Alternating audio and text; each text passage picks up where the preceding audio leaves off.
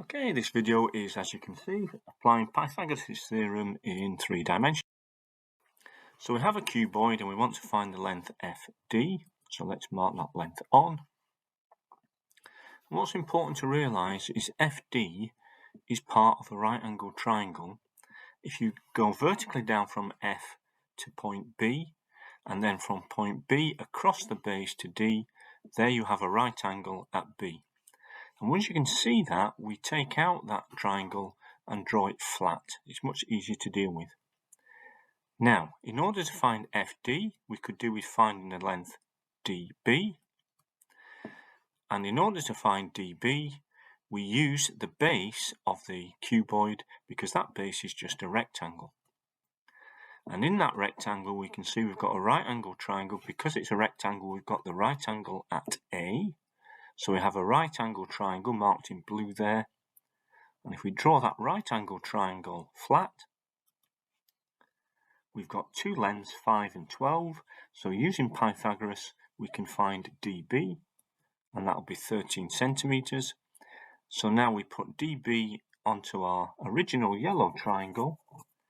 And again, using Pythagoras, we can find FD, squaring 13, squaring 8, adding them together, that would be 233, and then square rooting it, and that's our answer.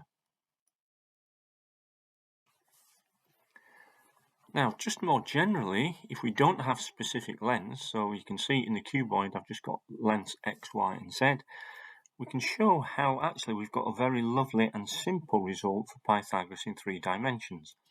So once again, we're finding the length FD. There's the right angled triangle with a right angle at B, which we draw flat.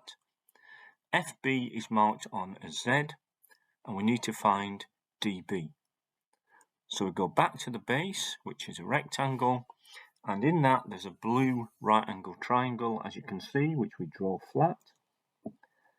And then we find DB using Pythagoras, squaring x, squaring y, and then square rooting, gives us x squared plus y squared, all square rooted.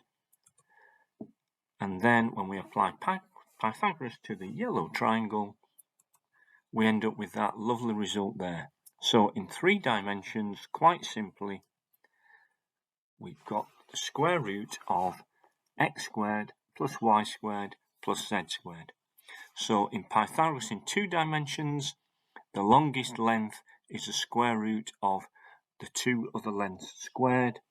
In 3 dimensions, it's the square root of the 3 lengths squared and added together. So we can check this going back to our original example. The 3 lengths of the cuboid are 12, 5 and 8.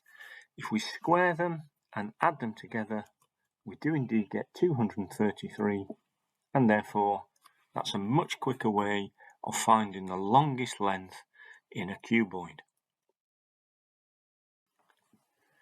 Here in our pyramid, in example 3, we want to find the length OM.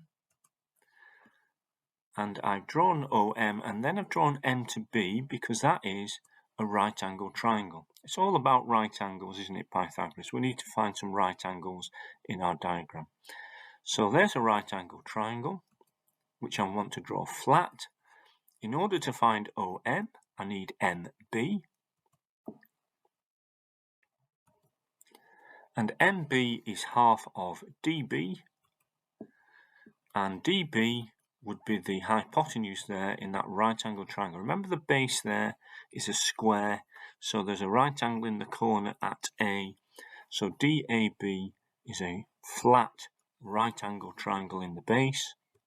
So I draw that out in order to find DB using Pythagoras, squaring 5 and adding them together gives me root 50 for the hypotenuse. And MB is half of that, remember, that's really important. MB is half of that diagonal. So I put that in my yellow triangle. And then applying Pythagoras, 6 squared minus MB squared, and then square rooted, will give us 4.85 centimeters. I'll let you get your calculator and check that out but I think that's going to be the right answer.